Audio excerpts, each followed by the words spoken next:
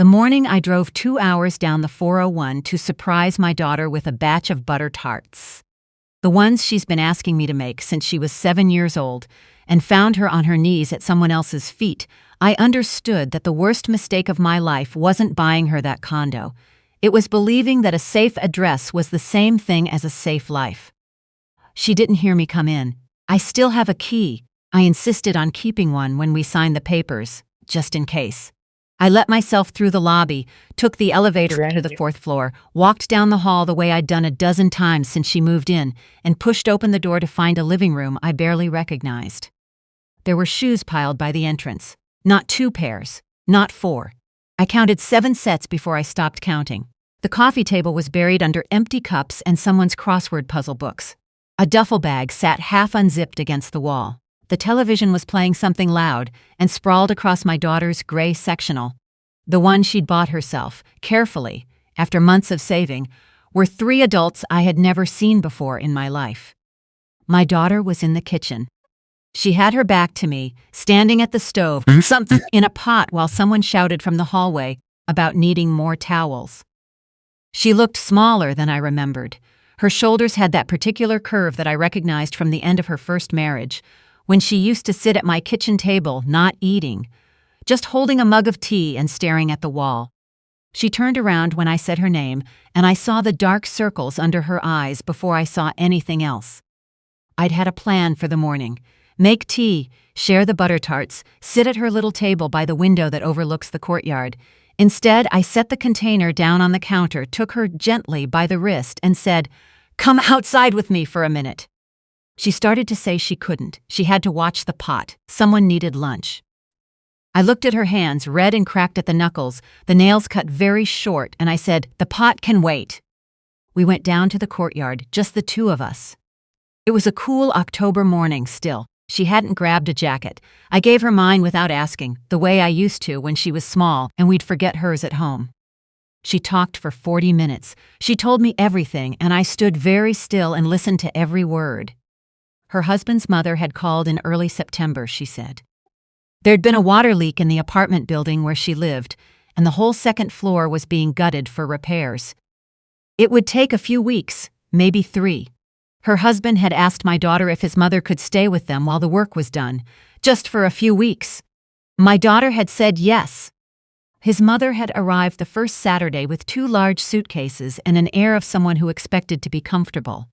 She moved into the master bedroom, their bedroom, because, she explained, her back required a firm mattress, and surely my daughter understood. My daughter had said, of course. By the following Thursday, his older sister had arrived. There had been some kind of falling out with a roommate.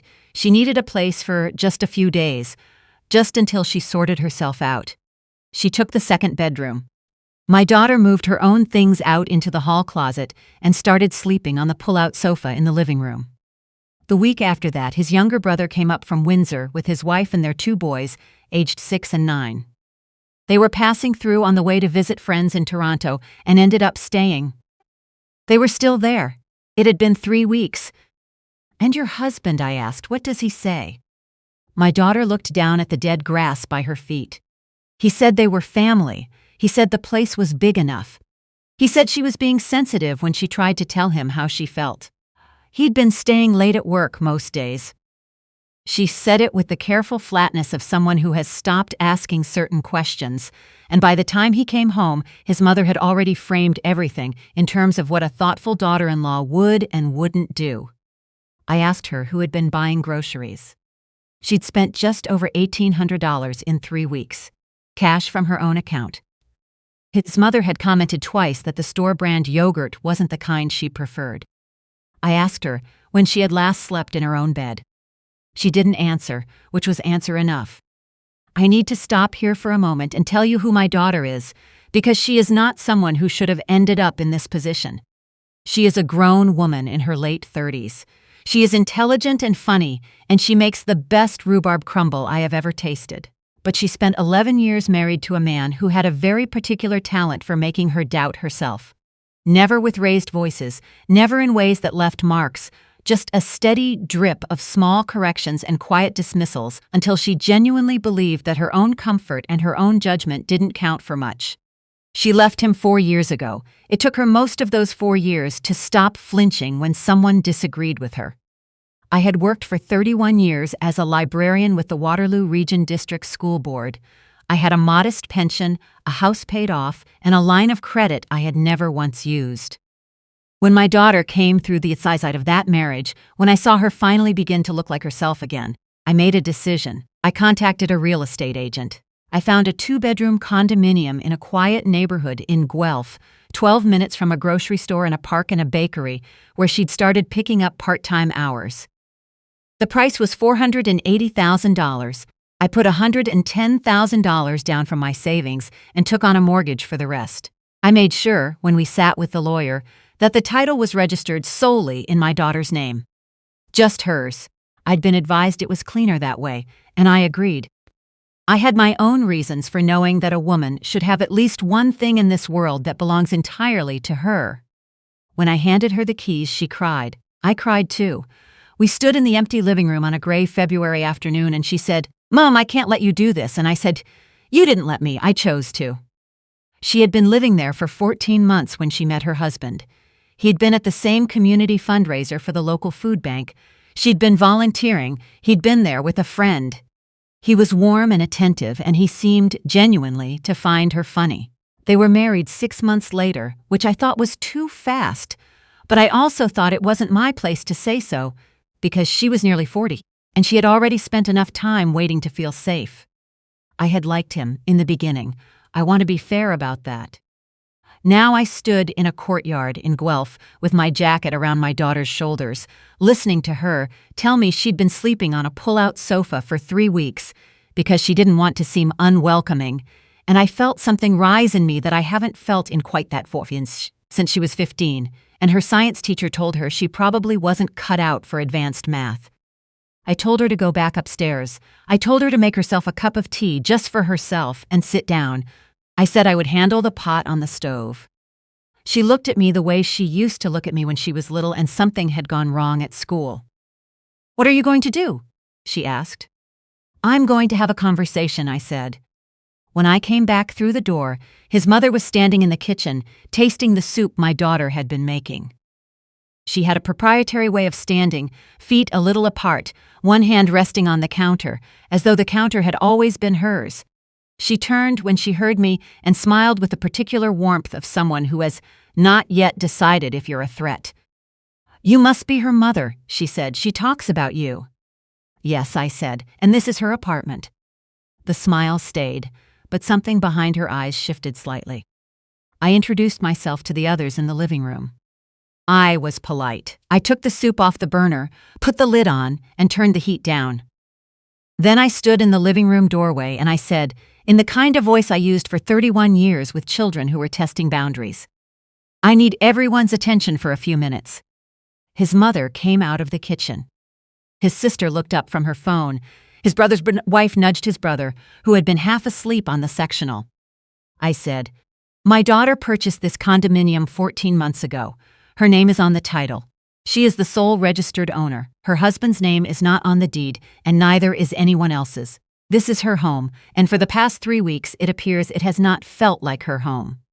His mother's expression shifted from polite to cooled. "We're family," she said. "That's what family does. We're here because my son—" "Your son," I said, "invited you without discussing it fully with his wife. That's something the two of them will need to work through. But right now, I'm talking about a more immediate situation." I had brought a document with me. I always kept a copy of the title in my files at home, along with the purchase agreement and the mortgage papers. I had put it in my bag before I left that morning on instinct, the way you sometimes know something without quite knowing you know it. I set it on the coffee table. "This is a copy of the registered title," I said. "If you'd like to confirm what it says, you're welcome to look at it, or I can call the lawyer who handled the purchase. Her office is right here in my phone." His mother looked at the document the way people look at things they had been hoping wouldn't exist. His son arrived home at 5:20. He came through the door looking tired, briefcase in one hand, a grocery bag from Metro in the other, and stopped when he saw his family and his mother-in-law arranged in the living room like the set of a play he hadn't auditioned for. "What's going on?" he said. His mother started to speak. I waited. Then my daughter spoke first, and what I noticed was that she didn't fold her hands in her lap. She didn't apologize before she began. She said, quietly and clearly, "I've been sleeping on the pullout for 3 weeks. I haven't slept in our bed since your mother arrived. I've spent $1,800 on groceries that I haven't been reimbursed for. I've been cooking and cleaning for 8 people, and I haven't once asked for help because I didn't want to cause a problem." He stood very still. "I told you I was struggling," she said. "You told me I was being dramatic." There was a silence.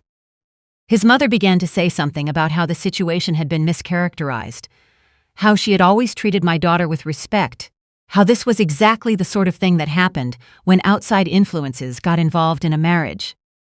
She used the word influences while looking directly at me. I didn't respond to that. I've learned at 63 that you don't have to answer every provocation. Some things you just let hang in the air long enough for everyone to see what they are. His father had been sitting in the armchair in the corner since I'd come back in.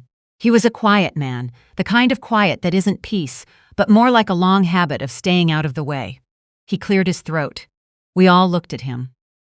"She's right," he said to his son. "I've watched your wife work herself to the bone every day we've been here, and not one of us has said thank you. That's not right." His mother turned toward her husband with an expression I recognized from my own long ago marriage. The look of a woman who has just realized the person she counted on most is not standing where she put him. Her son set the grocery bag down.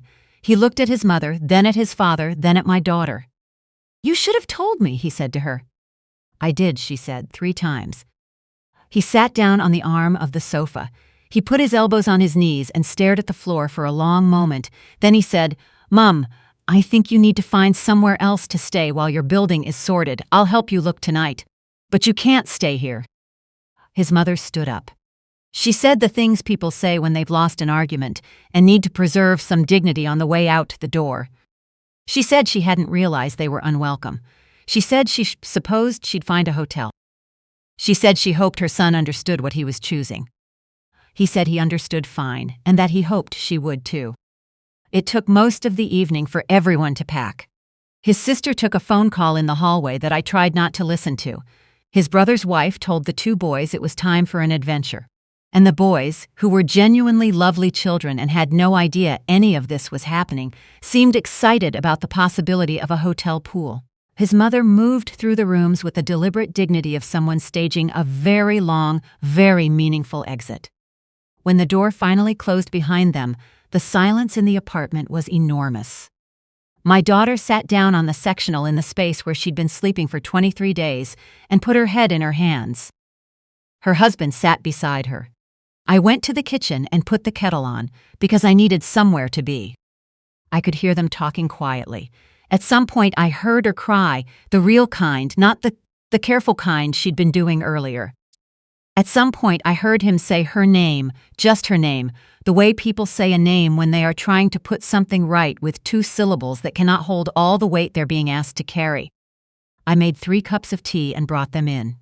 We sat together for an hour. He asked me questions about the title, about what it meant legally, and I answered them as plainly as I could. He said he hadn't known the deed was in her name alone. I said that was something he could have asked about at any time. I wasn't unkind about it, but I wasn't soft about it either. Before I left that night, I pulled on my coat in the hallway and he said, "I know you don't have much reason to trust me right now." "No," I agreed, "but she does, or she wants to, so what you do next matters more than what I think of you." He nodded. I believed him, which surprised me a little. Over the weeks that followed, my daughter called me almost every evening.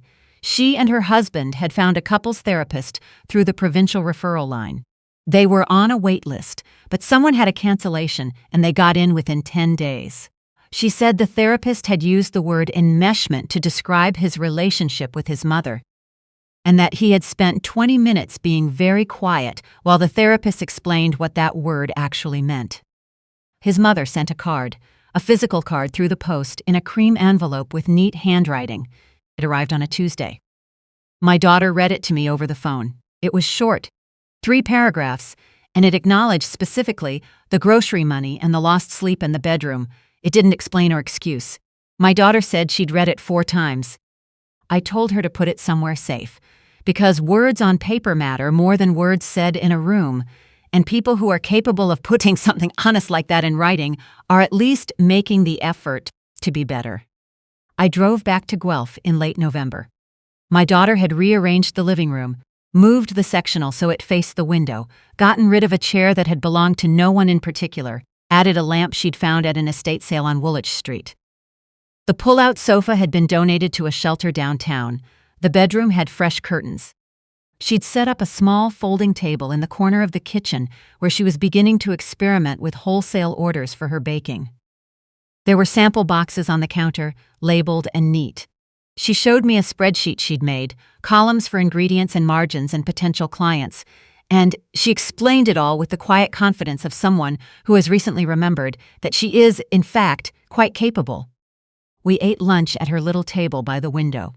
She'd made rhubarb crumble from frozen rhubarb out of last summer's farmer's market, and it was, as always, the best thing I had eaten in months. At some point, she looked at me across the table and said, "I know you spent your retirement money on this place." "I know you know," I said. "Was it worth it?" I looked at her, my daughter, in her own home, at her own table, in a kitchen where the only person's schedule she was managing was her own. "Ask me something hard," I said. She laughed. The sound of it settled over the apartment like something that had been a long time overdue. I drove home that evening in the dark, on roads I know by heart, with the radio on low and the heat up high the way I've always driven in November. I thought about what it means to give someone something that can't be taken away. Not a condo, not a title on a piece of paper, something harder to put in a file folder. The knowledge that there is at least one person in this world who will show up at your door on a Tuesday morning with butter tarts and no patience for watching you disappear. I've done a lot of things in 63 years that I'm proud of. Raising her is the one that matters most, and I would do every bit of it again.